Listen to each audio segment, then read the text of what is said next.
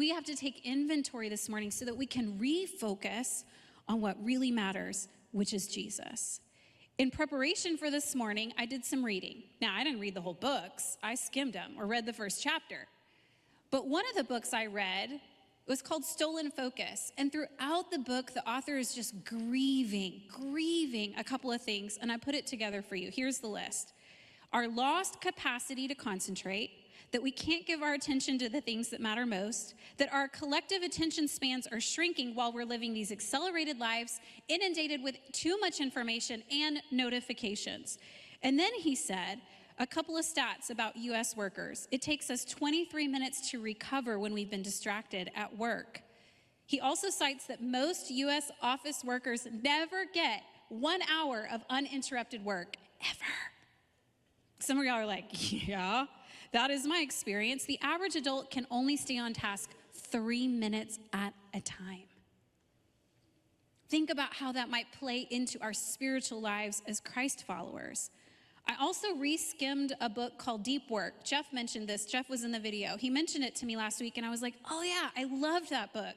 Deep Work is about our modern economy and how your superpower, if you want to be set apart at work, it's not to do shallow work, but to do deep work. And this is a habit that must be practiced, a skill that must be cultivated. And that every time we're multitasking and task switching, that we become less effective, less attentive, we make more mistakes. You guys, the meaningful work we want to do with purpose and satisfaction, we can't do it because we never get to the deep work.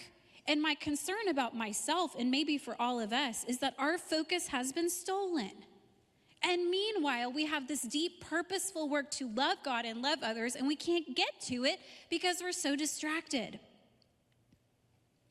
And I would say that this is a modern challenge because of our phones and all of the statistics we hear about, but this is an ancient problem. Martha of Bethany was struggled with distractions, and she didn't have an iPhone or a Slack channel.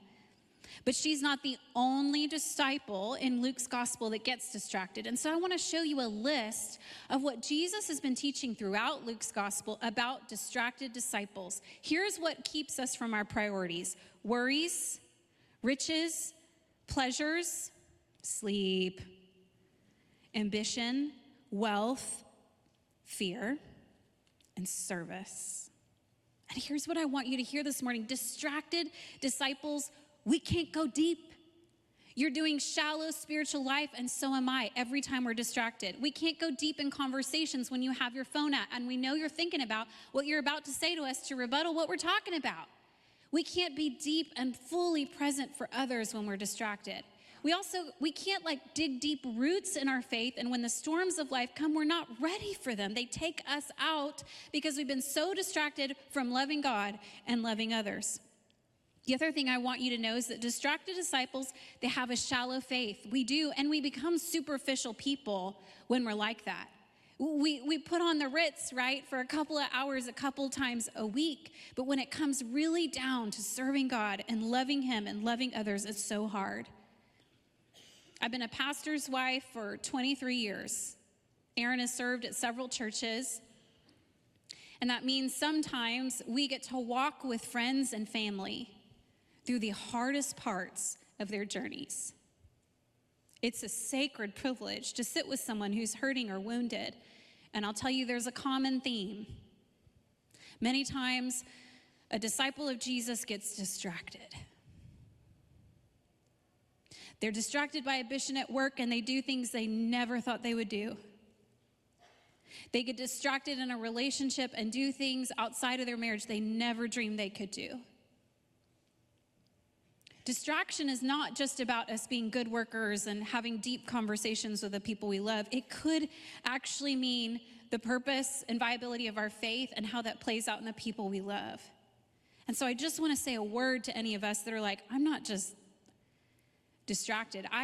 My distractions have dismantled the things that matter most to me. I have good news for you. Martha of Bethany comes back from this moment in her spiritual life. She does take that lesson to heart from King Jesus when he says, Martha, you're being distracted with all these things you got going on, you need to be listening and you need to be learning. And she learns this hard lesson. I want to show it to you. It's in John chapter 11, verse 17.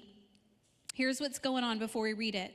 Mary and Martha have a brother named Lazarus, and he gets sick. And so they send for Jesus because he's their bestie and one of their closest ministry partners. And it's a shock to the whole family and the community that Jesus doesn't drop what he's doing and go and make sure that Lazarus is going to be okay. But King Jesus, the resurrection and the life, knows that he can do something about it. Even in the timetable we have set out for Jesus doesn't work out. And there we get to this part of the story where Lazarus has died. And here's what John says. When Jesus arrived, he found that Lazarus had already been in the tomb 4 days. Bethany was near Jerusalem, less than 2 miles away. Many of the Jews had come to Martha and Mary to comfort them about their brother.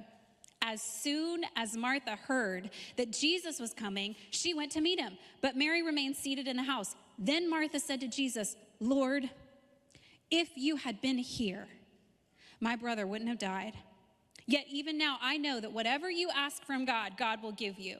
Your brother will rise again," Jesus told her. And Martha said to Jesus, "I know that he will rise again in the resurrection at the last day."